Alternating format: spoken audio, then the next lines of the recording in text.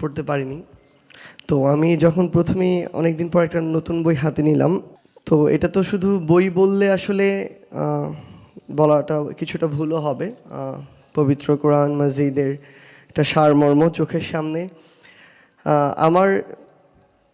আমার একটা চেষ্টা ছিল, সুযোগ ছিল যে আমি চেষ্টা করছিলাম বিগত প্রায় 1.5 বছর ধরে প্রত্যেক দিন সকালে প্রায় 50টা আয়াতের মতো যে কোনো একদম সিরিয়াল ওয়াইজ আর কি অর্থসহ পড়ার যে চেষ্টাটা, তো সেটা প্রায় শেষের দিকেই ছিল।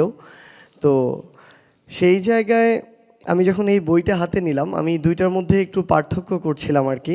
তো একটু আগে হুজুর যেভাবে বললেন যে আমার কাছে মনে হয়েছে এই বইটা হচ্ছে আমাদের বই, মানে এই অভ্যুত্থান পরবর্তী সময়টা হচ্ছে এমন একটা সময়, এর আগে চোখের সামনে একটা দেশ, রাজনীতি, এসব প্রেক্ষাপটে নেতৃত্বের জায়গায় আমরা যদি চিন্তা করতাম যে বয়সের মানুষগুলো চোখের সামনে ভেসে উঠত, এই বয়সটা হচ্ছে 40, 50, 60, 70 এমন।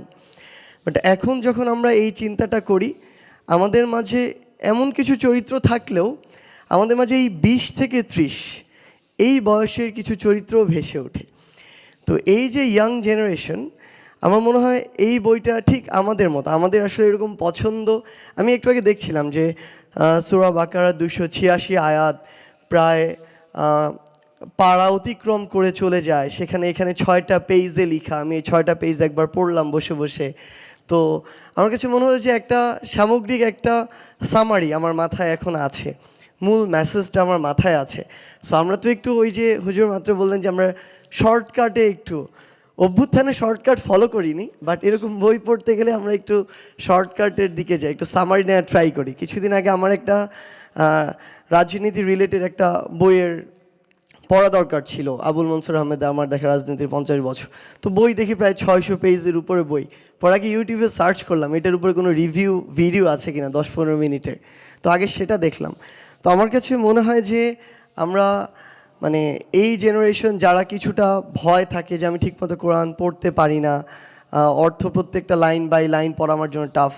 সো আমাদের জন্য অলরেডি একটা সামারি আমাদের হাতে চলে এসেছে।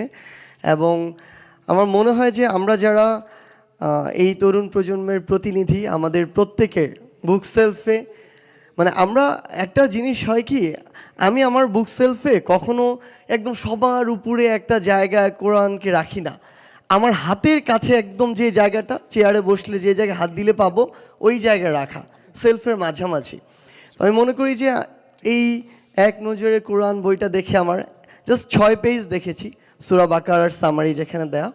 তো এরকম একটা বই যেটা আমাদের সেলফের ঠিক আমাদের সবচেয়ে নাগালে থাকবে, এবং আমরা আমাদের আত্মিক প্রশান্তিরও একটা জায়গা আছে। মানে আমরা চারিদিকে এত জিনিস দিয়ে কন্টামিনেটেড সব কিছু, এবং আমরা সহনশীল তেমন হচ্ছি না বিভিন্ন মতের প্রতি আমরা দেখি।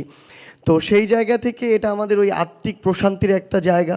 এই এক নজরে কোরআন আমাদের নিজেদেরকে সমৃদ্ধ করার জায়গা, এবং সবচেয়ে গুরুত্বপূর্ণ হচ্ছে আমাদের স্কুল কলেজ লেভেলের যা স্টুডেন্ট, তাদের সামনে যখন এরকম রঙিন বই বিভিন্ন ডিজাইনের সামনে থাকে, তখন এটা ইন্টারেস্টিং লাগে আমাদের কাছে। তো আমার মনে হয় যে আমরা আগামীর বাংলাদেশকে যে জায়গায় স্বপ্নটা দেখি, তরুণ প্রজন্মকে যে জায়গায় দেখতে চাই, এই তরুণ প্রজন্ম কিন্তু অনেক জায়গায় অনেক রকম কথা বলতে পারে, ট্রু, কিন্তু ইসলামের প্রশ্নে, আমার নবী মহানবী সাল্লাল্লাহু আলাইহি সাল্লামের প্রশ্নে, ইসলামিক মূল্যবোধের প্রশ্নে বিন্দুমাত্র কোথাও এদিক থেকে ওদিক হলে সবাই একসাথে জেগে ওঠে। সো এই জায়গাটা খুবই ইম্পর্টেন্ট, এবং এই জায়গায় আমাদের ভিতর থেকে আরও ওন করা, জেনে শুনে পড়াশোনা করে ওন করার জন্য আমার মনে হয় এটা আমাদের একটা সহজ পাঠ হয়ে থাকবে। এবং স্কুল কলেজে যারা স্টুডেন্ট, তাদেরকে অ্যাট্রাক্ট করা, তাদের কাছে পৌঁছে দেওয়ার জন্য আমরা আমাদের জায়গা থেকে এইটুকু দায়িত্বও নিচ্ছি যে আমরা এই কাজটুকু করব। এবং আপনারা আমাদের জন্য দোয়া করবেন। আমরা ভুল করছি, ভুল থেকে শিখছি, কিন্তু আমার শেখার এই মানসিকতা আমাদের আছে। আমাদের জন্য দোয়া করবেন। আমরা বিশ্বাস করি খুব বেশি দিন নয়, হয়তো 1 থেকে 2 মাসের মধ্যে এক নজরে কোরআন বাংলাদেশের প্রত্যেকটি ঘরে থাকবে। আসসালামু আলাইকুম।